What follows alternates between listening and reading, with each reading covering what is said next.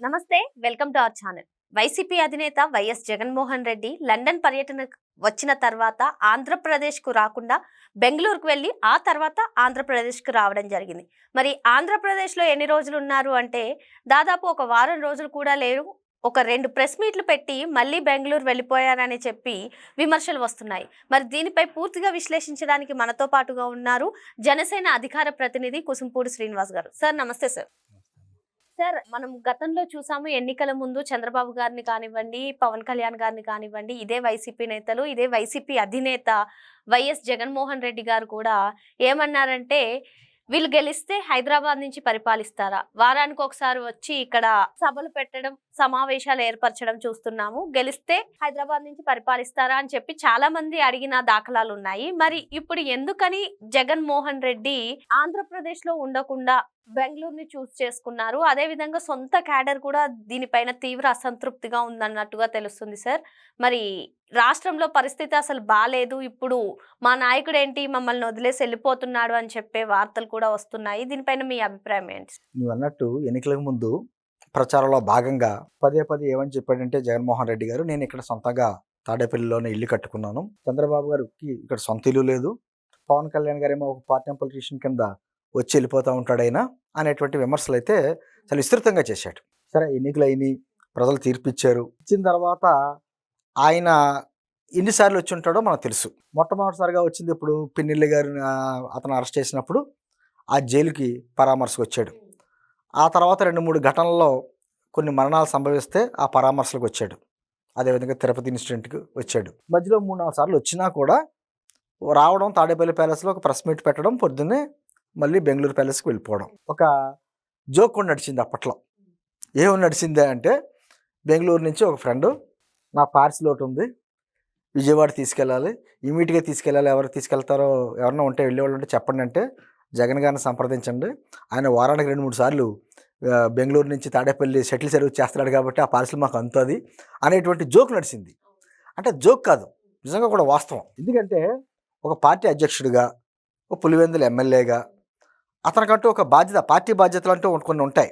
Party కార్యకర్తలు ఏం చేస్తారంటే, మా అధ్యక్షులు వారు ఏం ఆదేశాలు ఆదేశిస్తాడో దాన్ని ఏ విధంగా తీసుకెళ్ళాలి అనేటువంటి దాని మీద ఎదురు చూస్తూ ఉంటారు.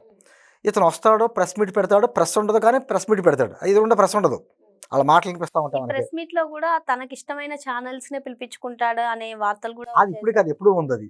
కొన్ని ఛానల్స్ని ఎవరైతే పచ్చ ఛానల్స్ అని ముద్ర వేసుకునే వాటికి రానివ్వకుండా చేయడం అని చాలా చేసేళ్లే అని అంటుంది. ఒక ప్రెస్ మీట్ పెట్టడం, తన వెర్షన్ ఏకపాత్రాభినయాలు అంటారు చూసారా, ఆ విధంగా తను ఏం చెప్పదలుచుకున్నాడో చెప్పేస్తాడు.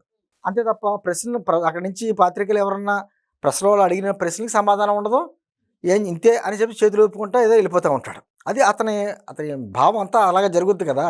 ఈ రోజున మళ్ళీ కొత్త డైలాగులు 1.0, 2.0, మళ్ళీ మనం అధికారంలోకి వచ్చేస్తున్నాం, 30 సంవత్సరాలు మనమే ఉంటాం అంటే ఏదో రకంగా పార్టీని కాపాడుకోవడానికి అతను పడేటువంటి విశ్వ ప్రయత్నాలు అతను పడుతున్నాడు.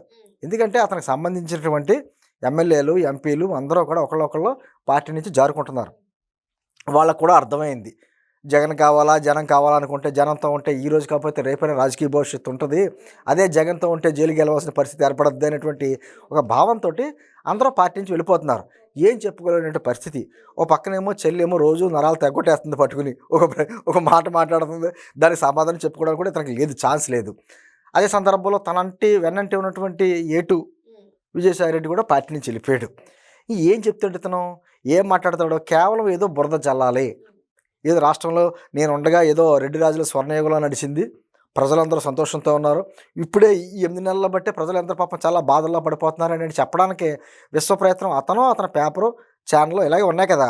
అదేవిధంగా అతనికి సంబంధించిన కొంతమంది మనుషులు ఉంటారు, అదే రకంగా రాష్ట్రం మీద విషయం చెమ్మడానికి.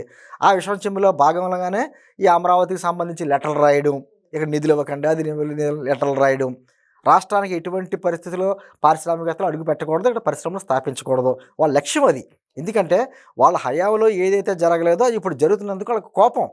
నాకు అప్పుడప్పుడు అనిపిస్తుంది, ఎందుకు జగన్మోహన్ రెడ్డి ఆంధ్రప్రదేశ్ ప్రజల మీద ఇంత కోపం పెట్టాడు, ఇంత కష్టగట్టాడు అనే ఉంటుంది. అని ఇప్పటికే 8 నెలలు అయిన తర్వాత కూడా అతనిలో ఆత్మపరిశీలన చేసుకోకుండా అతను చెప్పేటువంటి మాటలు కావచ్చు, చేసే విధానాలు కావచ్చు, అతను చెప్పే మాటలకి చేసే పనులకి ఎప్పుడు సంబంధం ఉండదమ్మా.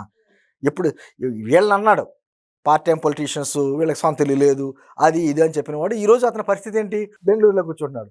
పోనీ తాడేపల్లి ప్యాలెస్లో అతను ముఖ్యమంత్రిగా కూర్చున్నప్పుడు ఏమన్నా ప్రజలకు అందుబాటులో ఉన్నాడా? ఆ రోజున అమరావతి రైతులకి ఉద్యమం అంత ఇదిగా జరిగింది. ఏ రోజైనా ఒక ముఖ్యమంత్రిగా బాధ్యతగా అక్కడికి వచ్చి మీకు ఏం అన్యాయం జరగదో మీకు న్యాయం చేస్తారని ఒక మాట అతను నోటంటే వచ్చిందా? లేదు. పక్కన నుండి గుంటూరుకి ఒక 5 కిలోమీటర్లు వెళ్ళాలంటే హెలికాప్టర్లో వెళ్ళి హెలికాప్టర్లో దిగేవాడు. అప్పట్లో హెలికాప్టర్ సీఎం అంటే సెటిల్ సర్వీసెస్ మాజీ సీఎం, ఎక్స్ సీఎం. అంటే కొన్ని సందర్భాల్లో ఎక్స్లో ట్వీట్లు అంటే ఎక్స్ సీఎం గారు ఎక్స్లో ట్వీట్లకే పరిమితం. అంటే ఇవన్నీ కూడా ఒక రాజకీయ నాయకుడికి నిజంగా గెలుపు ఓటములు వస్తూ ఉంటాయి, గెలుస్తూ ఉంటారో లేకపోతే ఒకసారి ఓడిపోతూ ఉంటారో అవన్నీ పక్కన పెడితే ప్రజల గురించి ఆలోచించేవాడు, రాష్ట్రం గురించి ఆలోచించేవాడు, అతని విధానం అతను మాట కానీ భావజాలం కానీ డిఫరెంట్గా ఉంటుంది. అటువంటి లక్షణాలు ఇతనికి ఏమీ లేవు. ఇతనికి లక్ష్యం ఏంటి? ఆ కుర్చీలో కూర్చోవడం, కూర్చున్నాడు, కోరిక నెరవేరిపోయింది, దాన్ని కంటిన్యూ అయిపోద్ది అనుకున్నాడు. బట్ ఏంటంటే ప్రజలు ఇచ్చిన అవకాశాన్ని సద్వినియోగం చేసుకోకపోతే అక్కడ కూర్చోబెట్టాలి, అక్కడ కూర్చోబెట్టారు. కాబట్టి మరోసారి ఈ డిజాస్టర్ అంటారు దాన్ని ఏమంటారు, ఒక విధమైనటువంటి మానసిక వ్యాధి ఏంటి, కళ్ళగంటాం, ఆ కళ్ళలో వచ్చినట్లయితే భయపడతా ఉండడం, లేకపోతే కళలు నిజమవుతున్నాయని చెప్పేసి అనుకోవడం, ఇది ఒక రకమైనటువంటి మానసిక వ్యాధి ఉంటుంది. ఆ వ్యాధితో అతను బాధపడుతున్నాడేమో పాపం అనేటువంటి, అదేవిధంగా 30 years మానియా, ఆ పృథ్వీ ప్రతి సినిమాలో అంటాడు చూసారా 30 years ఇండస్ట్రీ అని, అలాగే ఇతను కూడా ఒక విధమైనటువంటి 30 years మానియా, ఒక కామెడీ.